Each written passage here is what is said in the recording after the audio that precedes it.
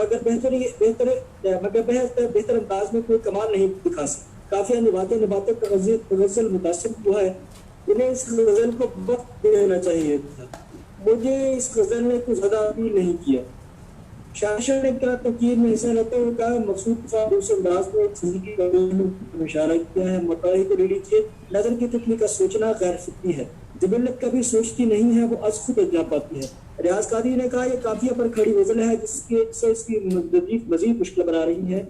इसमें शायर ने मुश्किल तरीन मगर सभी मुमकिन काफिया निहायत जहानत और मुक्ति से बरतने की कोशिश की गई है। ऐसी जमीन में दो एक अच्छे अशार निकल आए तो इससे अच्छी गजल कामयाब गजल कहा जा सकता है। अशर नजीर ने इसमें से दो तीन अशार निकाल लिए। ऐसी उम्दा गजल पेश करने पर मैंने मुबारकबाद पेश करता हूँ। लाहौर से ऑनलाइन गुफ्तगू में हिस्सा लेते अब्दुल हसन खावर ने कहा, गजल के कुछ मिसरे और मज़ामीन काफी दिलकश है। गजल अच्छी है मगर मिसरों की बुलंद में मेहनत की जरूरत है। बाबर अली हसन ने कहा कि अरशद अजीज आसान पसंद नहीं है, मुश्किल पसंद है। गजल पर काफी मेहनत करते हैं, कच्चे मिसरे नहीं लेके आते। मुझे उनकी गजल अच्छी लगी। खुर्रम अलीम ने कहा कि काफी रदीफ के लिहाज से एक मुश्किल गजल है मगर फिर भी अरशद अजीज ने इसमें अच्छे मज़ामीन निकाले हैं। क्राफ्टिंग या मिसरा साजी के हवाले से यकीनन इसमें गुंजाइश पाती है। नजर की तितली की तरकीब मुझे बहुत अच्छी लगी। इस बारे में मैं शायद अशद से मुत्तफिक नहीं हूँ कि जबिल्लत सोचती नहीं है, इसलिए यहाँ सोचने को चाहे जाने के मानों में लेना पड़ेगा कि नजर की तितली में इसके चेहरे का रस को चाहा। शायरी में अल्फाज को मानवी अंदाज में भी रूप दिया जाता है, जैसा गालिब के यहाँ हवस के लफ्ज को कई मानों में बरता गया है। यह गजल बताती है कि वो एक पुख्ताकार शायर की गजल है जिसे शेर कहने का सलीका नए मजा में निकालने का हुनर आता है। सदाती राय में सनाम नजही ने कहा, मैंने जब पहली बार गजल को पढ़ा और इसके बारे में जो मेरी राय थी, मुझे वो राय हवात की तनकीदी गुफ्तगू के बाद बदल लेने पर मजबूर होना पड़ा। मैं दरअसल तनकीद की बारीकियों से ज्यादा शेर का मजा लेने वाला बंदा, मगर फिर भी मेरी राय में ये एक अच्छी गजल है और इसे अरशद अजीज की अच्छी गजलों में शुमार किया जाएगा। तनकीदी सेशन के बाद इख्तिताम के बाद मुत्तहिदा अरब अमारात से इजलास में ऑनलाइन शिरकत करने वाले हुसैन शहजाद ने सेक्रेटरी हल्का के कहने पर अपनी गजल को शुरा इजलास को पेश किया। बरोज़ हश्र यही शोर कू बकू उठे, तेरे जहां से हम तो सुख रूठे, लगा रहा हूँ एक आवाज देखिए शायद, शिकारगाह से हिरनों की हाव हो उठे। इसके बाद तारक हाशमी ने कुछ अशार पेश किए। सुन आग देखती है मगर खामोश है, गोया के दोष पर नहीं सर पे दोष है। दिल ने उठाई मेहनत हिजरा तो ये खुला, समझे थे जिसको नर्म बहुत सख्त दोष है। आखिर में ऑनलाइन रावलपिंडी में इजलास की मेहमानी खुसूसी के तौर पर शरीक होने वाले अब्दुल कादिर ताबा साहब ने अपने कलाम सुनाया। टूटी सड़कों के आस पास हूँ मैं, गुमशुदा मौसमों की बात हूँ मैं, जाने किन रास्तों की हसरत हूँ, जाने किन मंजिलों की आस हूँ मैं।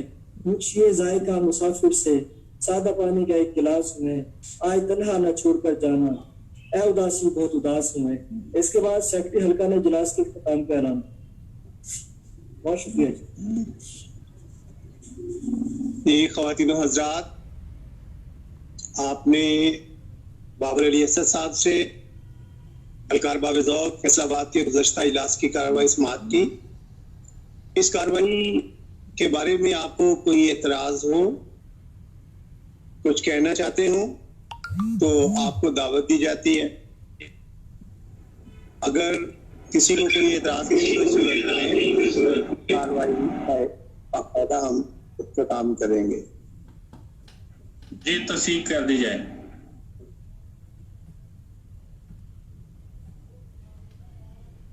इजलास आगे बढ़ाएं। जी जी बिल्कुल सर। जी, कार्रवाई पे किसी को एतराज नहीं हो, जाती तौर पे मुझे कार्रवाई खुद पसंद आई, जिसमें बड़ा तख्लीकी रिचाव के साथ और एक तहकीकी जिम्मेदारी के साथ लिखी गई है। मैं मुबारकबाद पेश करता हूँ बहुत शुक्रिया साहब को। और अब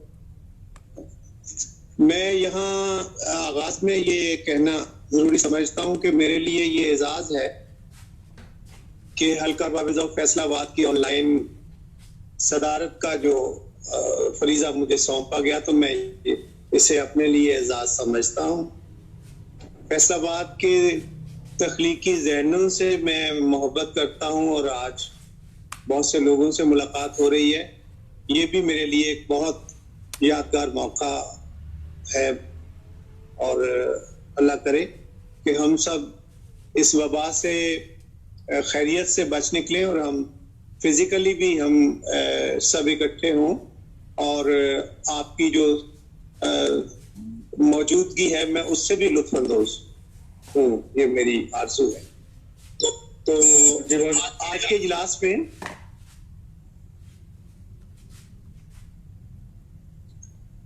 के इजलास में जो एजेंडा है उसमें 2 चीजें शेड्यूल की गई हैं।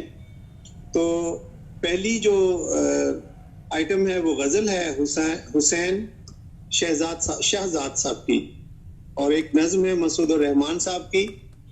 अगरचे मुझे कहा गया था कि कोई एक चीज होगी तो उस पे मेरा ख्याल 40 मिनट बाद ये कॉन्फ्रेंस हमारी जो है एक बार खत्म हो जाएगी। तो उसमें अब हम कोशिश करेंगे कि दोनों चीजों को निपटा लें इसी एक सेशन में। आप एग्री करते हैं ना सब लोग? जी इंशाल्लाह। हाँ ठीक है। तो हाँ, तो हुसैन शहजाद साहब आपको दावत दी जाती है कि आप अपनी गजल जो है वो दोस्तों की नजर करें। बहुत शुक्रिया। ये क्या मुझे पढ़ के सुनानी है यहाँ पे? जी, तो अर्ज किया है जनाब। नहीं, रेसिटेशन करनी होगी आपको एक बार। जी जी, बेहतर। इस्तियारे खुदा के चलते हैं, इस्तियारे खुदा के हैं, जिक्र किस दिलरुबा के चलते हैं। बेलिबासी तो खैर नेमत है, बेलिबासी तो खैर नेमत है, यूं ही दामन बचा के चलते हैं।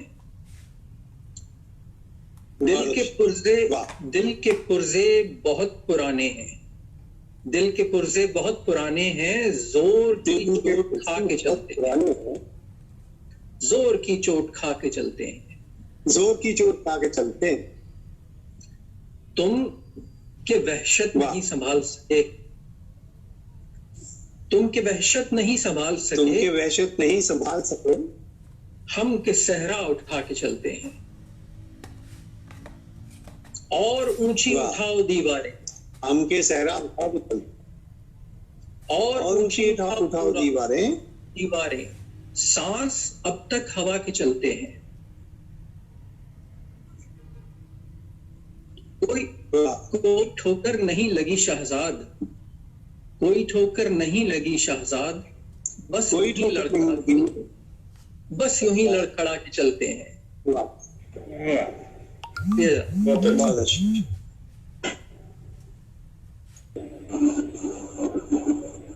हल्का अरबाब ज़ौक़ के फैसलाबाद के इजलास में आप समाअत कर रहे थे हुसैन शहजाद साहब की गजल।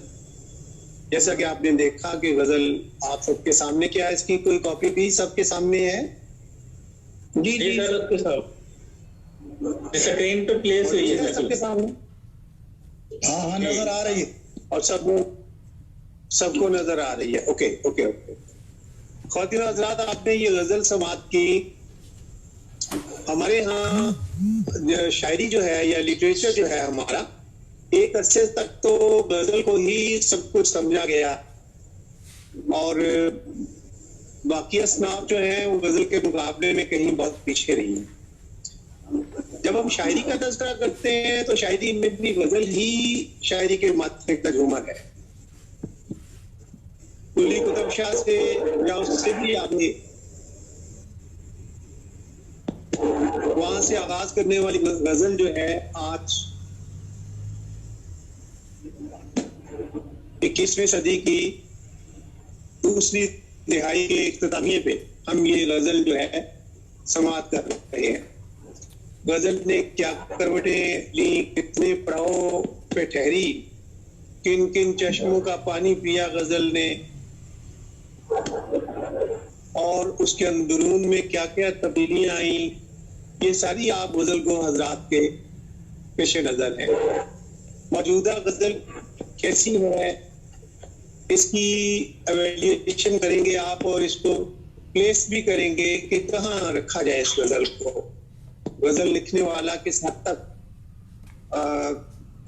अपने तख्लीकी हुनर में कामयाब हुआ है, ये सारी गुफ्तगू जो है ओपन की जाती है और आप सबको दावत दी जाती है कि इस गजल के हवाले से आप अपने इरशादात पेश करें। जी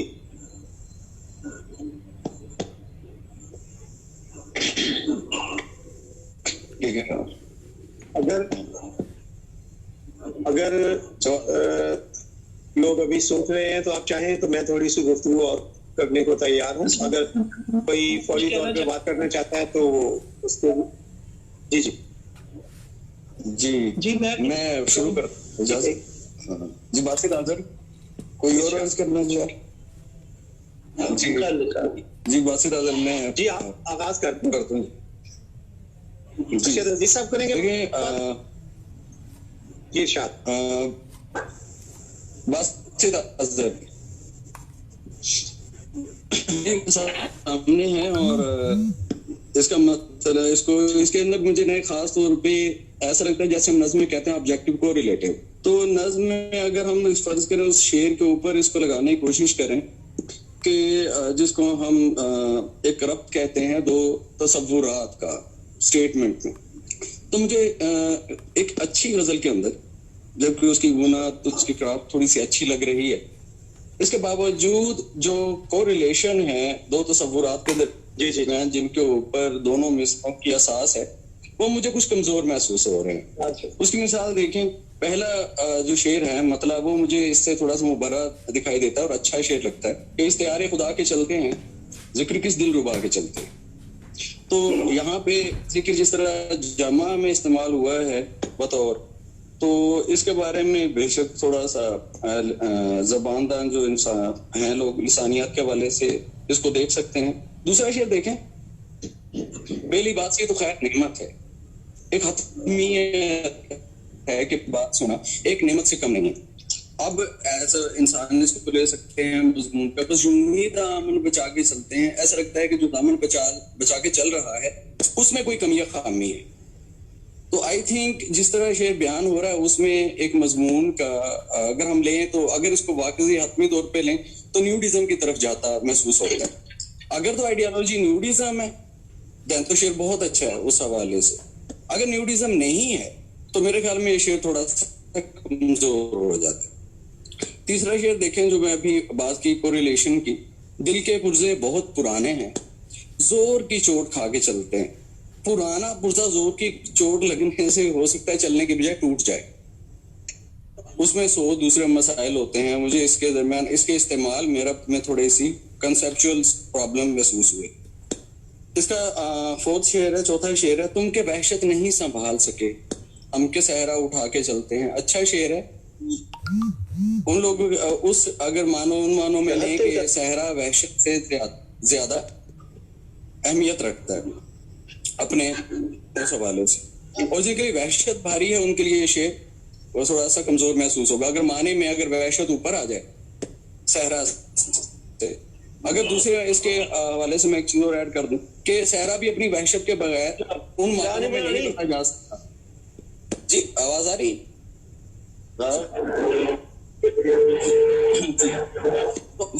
देखा जाए तो अगर सहरा अपनी शिद्दत के मानों में लिया जाए तो अपनी वहशत के बगैर सहरा भी क्या अपने उस जोन में जा सकता है जहां पे तकालीफ और मसाइब का जिक्र हो।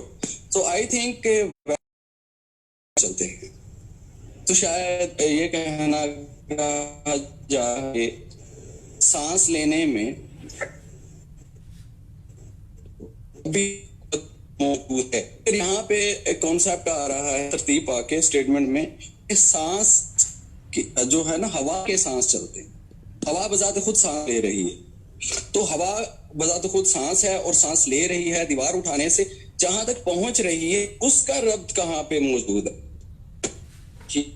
उसके यहाँ की तो माने पूरे कर रही है मगर अपनी डेप्थ में कंसेप्चुअलाइजेशन में इसके अंदर थोड़ा सा इशू महसूस होता है। और कोई ठोकर नहीं लगी शहजाद बस यूं ही लड़खड़ा के चलते हैं।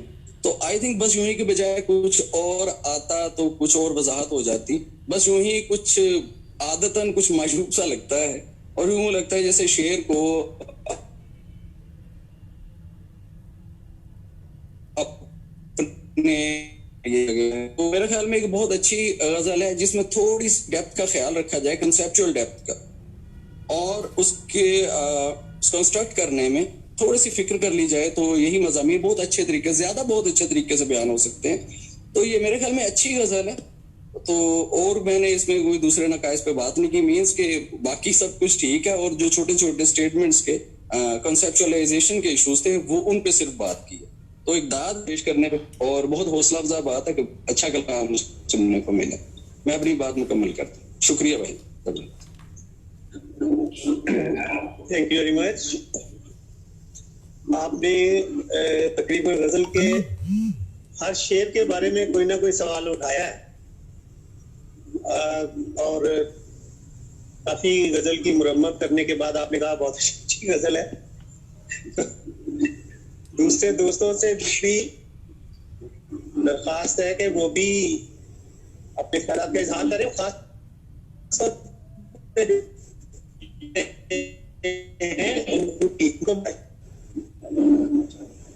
साबिक़ सदारत में शायद अशरफ साहब भी नजर आ रहे हैं। जी मैं कुछ कहना चाहता हूँ। आप हाँ, लेकिन मैं कह रहा हूँ कि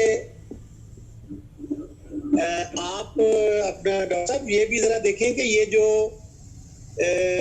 और ऊंची उठाओ दीवारें, सांस अब के हवा के चलते हैं, ये क्या सांस जो है वो जमा सांस की मौजूद है नंबर 1,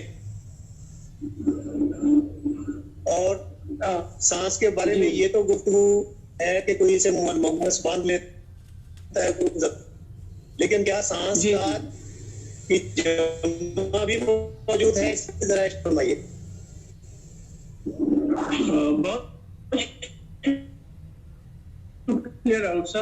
शेर की मुझे नजर आया है जहाँ वो कहते हैं कि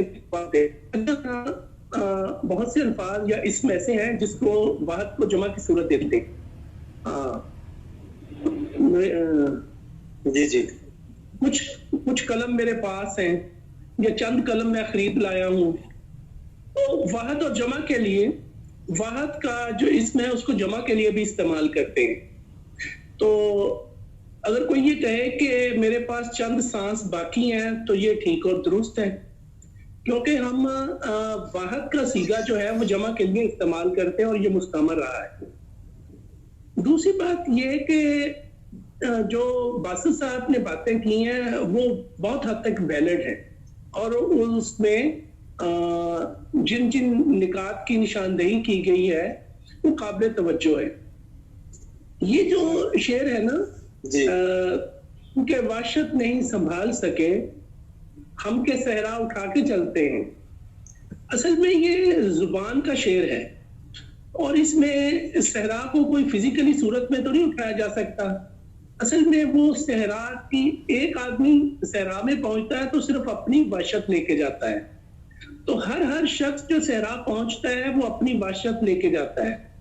अब वो सारी वाशतें जमा होकर सहरा की वाशत बनती हैं, और वो ये कहना चाहते हैं कि एक फर्द जो अपनी वाशत नहीं उठा सकता, मैं उसे बताना चाहता हूं कि मैंने सहरा की सारी वाशतों का बोझ उठाया है।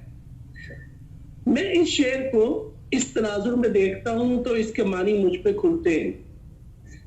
और ये जो शेर है कि और ऊंची उठाओ दीवारें, सांस अब तक हवा के चलते हैं। अब जो हवा है ना, ये बजाते खुद सांस है। हम कहते ना कि वो हवा की अदम मौजूदगी से घुटन का शिकार हो गया, या सांस ना आने से घुटन का शिकार हो गया, तो ये हवा दरअसल खुद सांस ही है। तो इन दोनों की मानवियत को यहाँ पे कायम करना खासा मुश्किल हो रहा है, ये जस्टिफाइड नहीं हो रहा।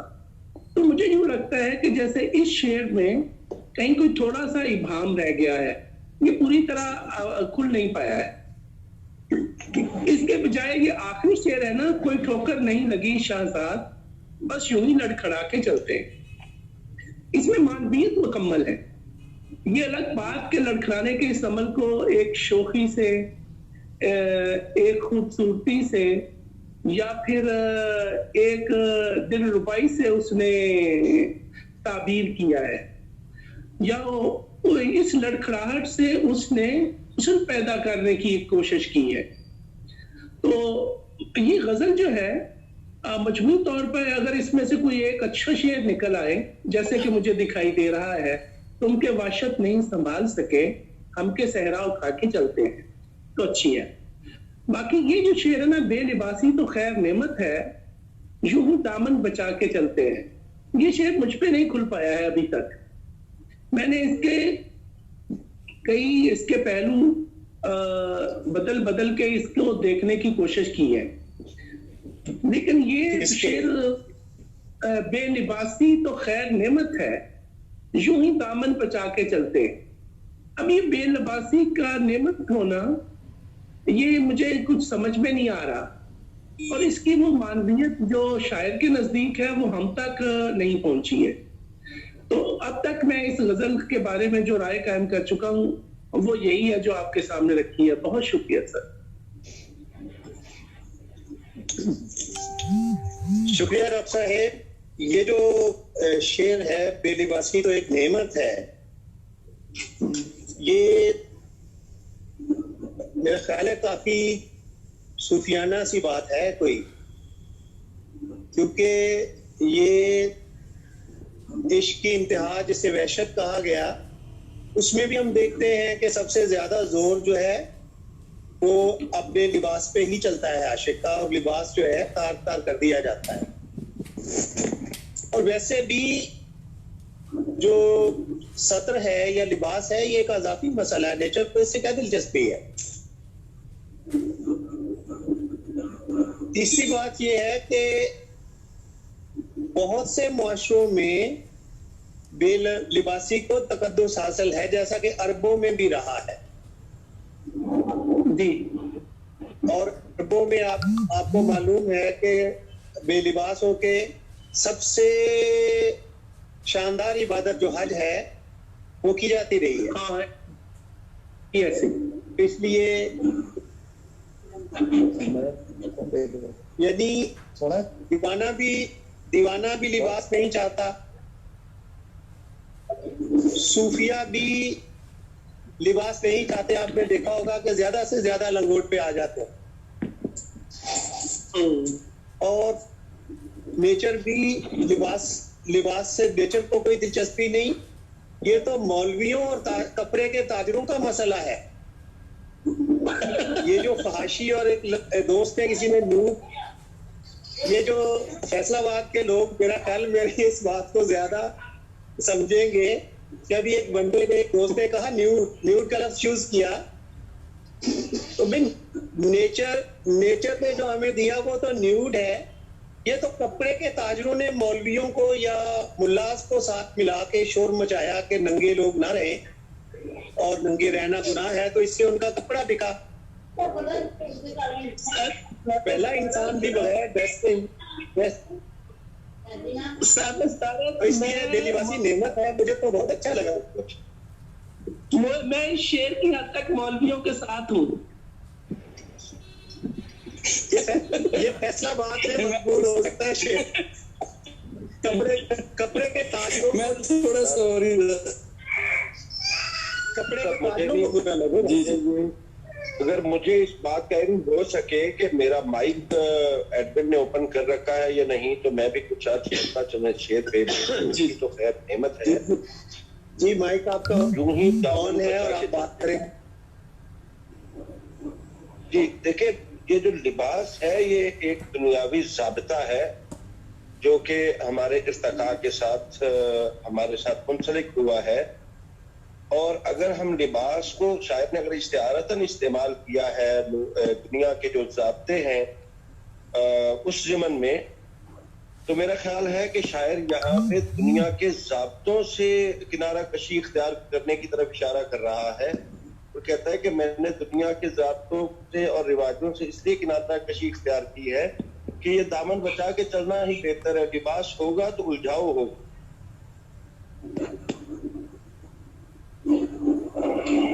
ये आपने बहुत उम्दा बात की है। जी, उसने कौन लिबास है वो उतार दिया है और अपनी जात में वो जिस तरह से उन्होंने अपने आप को जिस तरह एक नथिंगनेस, शायद मेरा ख्याल है कि वो नथिंगनेस की कैफियत तय कर रहा है शेर। मैं इसमें थोड़ा इजाफा करूं क्या? ऊपर अगर इसका लफ्ज होता है ना खैर की बजाय एक नेमत, तो शेर में इस्तेमाल हुआ खैर नेमत है। तो इसमें एक तजाद का सा थोड़ा सा एक रब्त पैदा होता है, ठीक है। बेलिबासी तो खैर नेमत है, यानी कि वहां तक रसाई नहीं है, और फिर दामन बचाना दूसरे मानों में आ जाता है। अगर यहाँ पे बेलिबासी तो एक नेमत है होता तो मानी कुछ और होते, ठीक है। फिर हम ये देखें कि नेचर ने बेशक हमें न्यूड पैदा किया है, मैं वो किसी के खिलाफ न्यूडिज्म के भी खिलाफ बात नहीं कर रहा हूँ, ठीक है, जस्ट एक रब्त की बात कर रहा हूँ। तो इंसान ने लिबास या जिस तरह खाल पहनना, जूते बनाना, वो भी उसके उस्ताद की वजह से ही सीखा, थोड़ी सी डेवलपमेंट है। हाँ, अगर आप इसे शर्मो या से जोड़ के जोड़ने की कोशिश करें तो वो मानी हम उस तरफ आते हैं कि लाजिम नहीं है इसके साथ कि शर्मो या का कॉन्सेप्ट भी इसके साथ नथी हो जाए। तो ये शेर किसी ना किसी मानवियत में तो आ जाएगा, जैसे मैं दोनों मफाहिम से इनकार नहीं करता, उन्हें तस्लीम करता हूँ कि वो मानी डेफिनेटली निकल सकते हैं कि गैप में जाके, जो जवाज भाई ने कहे और अभी दूसरे मानी सामने आए। तो इस मामले में इन दो मानों के अलावा तीसरा मानी में थोड़ा सा मुश्किल महसूस होता है। जनाब सदर, आपकी इजाजत से अगर मैं थोड़ी सी बात ऐड करना चाहूंगा इसी शेर के हवाले से। अच्छा, इसमें जो पहला मिसरा है इस शेर का कि बेलिबासी तो खैर नेमत है, इसमें हमारे जो माशरती नाम्स हैं, जो हमारी इक़दार हैं, उसकी नफी की गई है।